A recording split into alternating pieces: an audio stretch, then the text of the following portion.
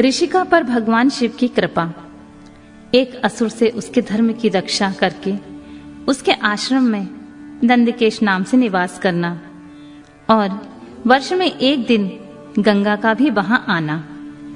तदनंतर श्री सूत जी ने जब बहुत से शिवलिंगों की कथा प्रसंग सुना दिए, तब ऋषियों ने पूछा, महामते सूत जी, वैशाख शुक्ल सप्तमी के दिन गंगा जी नर्मदा जी में कैसे आईं, इसका विशेष रूप से वर्णन कीजिए। वहां महादेव जी का नाम नंदकेश्वर कैसे हुआ, इस बात को भी प्रसन्नता पूर्वक बतलाइए। सूत जी ने कहा, महर्षियों, एक ब्राह्मणी थी जिसका नाम ऋषिका था। वह किसी ब्राह्मण की पुत्री थी और ब्राह्मण को ही विधि पूर्वक ब्याही गई थी।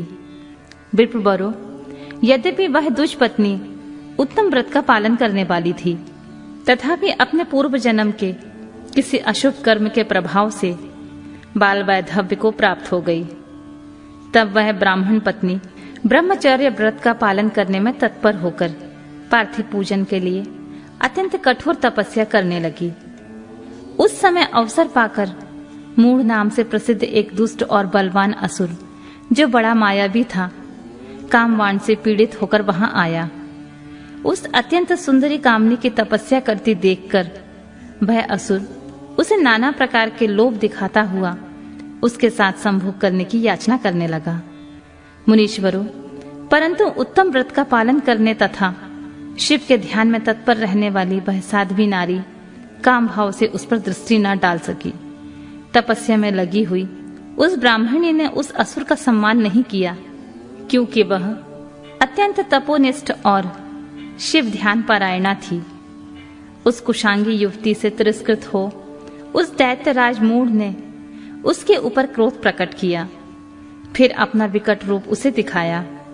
उसके बाद उस दुष्टात्मा ने भयदायक दुर्वचन कहा और उस ब्राह्मण पत्नी को बारंबार त्रास देना आरंभ किया। उस समय वह उसके भय से थर्रा उठी और अनेक बार स्नेह पूर्वक शिव शिव की पुकार करने लगी। उस दुष्ट पत्नी ने भगवान शिव का पूर्णतः आश्रय ले रखा था। शिव का नाम जपने वाली वह नारी अत्यंत बिहल हो अपने धर्म की रक्षा के लिए भगवान शंभु की शरण में गई। तब शरणागत की रक्षा, सदाचार की प्रतिष्ठा तथा उस ब्राह्मणी को आनंद प्रदान करने के लिए भगवान शिव वहां प्रकट हो गए। भक्त वत्सल परमेश्वर शंकर ने उस काम विहल दैत्यराज मूढ़ को तत्काल भस्म कर दिया और ब्राह्मणी की ओर कृपा दृष्टि से देखकर भक्त की रक्षा के लिए दत्तचित होकर कहा, वर मांगो। महेश्वर का यह वचन सुनकर उस साध्वी ब्राह्मण पत्नी ने उसके उस आनंदजनक मंगलमय स्वरूप का दर्शन किया।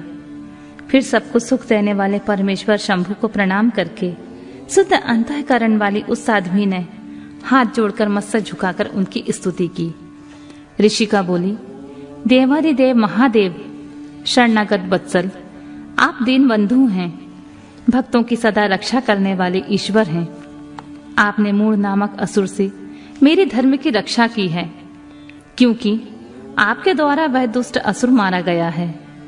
ऐसा करके आपने संपूर्ण जगत की रक्षा की है।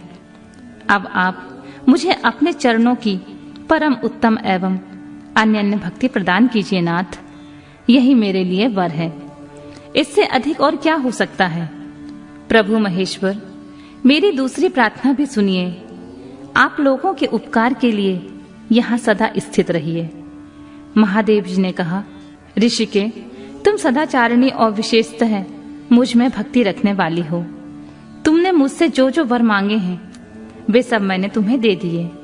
ब्राह्मणों, इसी बीच में श्री विष्णु और ब्रह्मा आदि देवता वहां भगवान शिव का आविर्भाव हुआ जानकर हर्ष भरे हुए आए और अत्यंत प्रेम पूर्वक शिव को प्रणाम करके उन सब ने उनका भली भांति पूजन किया।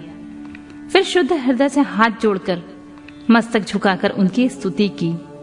उसी समय साध्वी देव नदी गंगा उस ऋषिका से उसके भाग्य की सराहना करती हुई प्रसन्नचित होकर यूं बोली, ऋषिके, वैशाख मास में एक दिन यहाँ रहने के लिए मुझे भी तुम्हें वचन देना चाहिए। उस दिन मैं भी इन तीर्थों में निवास करना चाहती हूँ। सूत जी ने कहा, महर्षियों, गंगा जी की यह बात सुनकर उत्तम व्रत का पालन करने वाली सती साध्वी ऋषिका ने लोकहित के लिए प्रसन्नता पूर्वक कहा, बहुत अच्छा, ऐसा हो। भगवान शिव ऋषिका को आनंद प्रदान करने के लिए अत्यंत प्रसन्न हो उस पार्थिव लिंग में अपने पूर्ण अंश से विलीन हो गए। यह देख सब देवता आनंदित हो शिव तथा ऋषिका की प्रशंसा करने लगे और अपने अपने धाम को चले गए। उस दिन से नर्मदा का वह तीर्थ ऐसा उत्तम और पावन हो गया तथा संपूर्ण पापों का नाश करने वाले शिव वहां नंदिकेश के नाम से विख्यात हुए। गंगा भी प्रतिवर्ष वैशाख मास की सप्तमी के दिन शिव की इच्छा से अपने उस पाप को धोने के लिए वहां आती हैं जो मनुष्यों से वह ग्रहण करती हैं।